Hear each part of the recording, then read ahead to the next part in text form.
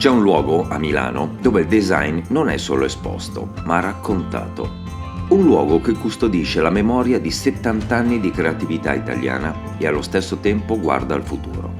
Questo luogo è l'Adi Design Museum. Qui ogni oggetto ha una storia, una forma, una funzione, ma soprattutto un'idea. Perché il design, prima ancora di essere estetica, è pensiero che prende corpo. È la sintesi perfetta tra arte e industria, tra intuizione e tecnica, tra bellezza e utilità.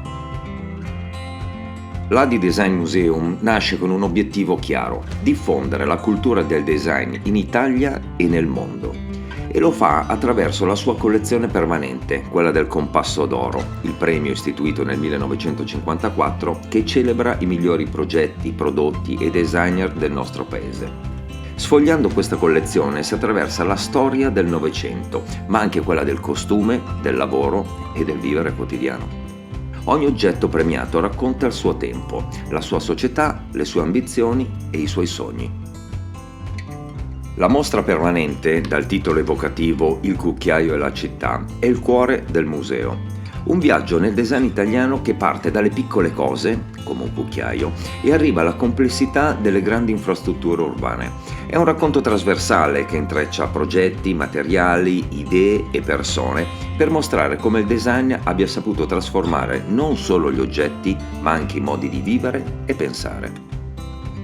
Attorno a questa esposizione prende forma un percorso sempre in movimento, mostre temporanee, eventi, collaborazioni internazionali. Il museo non è un luogo statico, ma un organismo vivo che cambia e cresce con il mondo che lo circonda. Il suo sguardo si apre al dialogo tra il design e l'impresa, la moda, l'architettura, l'arte, la scienza e la tecnologia. Perché il design non è mai isolato, nasce sempre da un incontro, da una contaminazione. L'edificio che oggi ospita il museo ha anch'esso una storia affascinante. Costruito negli anni 30, fu in origine un deposito per tram. In seguito divenne una centrale per la distribuzione dell'energia elettrica. Oggi, dopo un accurato intervento di recupero, è tornato a nuova vita. Le sue linee industriali convivono con la luce, gli spazi aperti, i materiali contemporanei. È un esempio perfetto di come si possa dare una nuova funzione a un luogo senza cancellarne la memoria. All'interno del museo non mancano spazi dedicati alla socialità, una caffetteria, un bookshop, sale per eventi e incontri. E poi c'è la galleria pedonale che lo collega direttamente al quartiere di Chinatown, creando un ponte tra mondi diversi e un nuovo asse culturale nel cuore di Milano. L'Adi Design Museum è molto più di un museo, è un centro culturale, un laboratorio di idee, un luogo dove si intrecciano passato e futuro, tradizione e innovazione. Chi entra qui non trova solo oggetti, ma scopre storie. Storie di creativi, di aziende, di materiali, di esperimenti, di successi.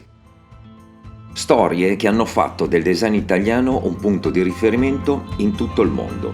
Visitare l'Adi Design Museum significa immergersi in un racconto collettivo, in una lunga avventura fatta di talento e visione.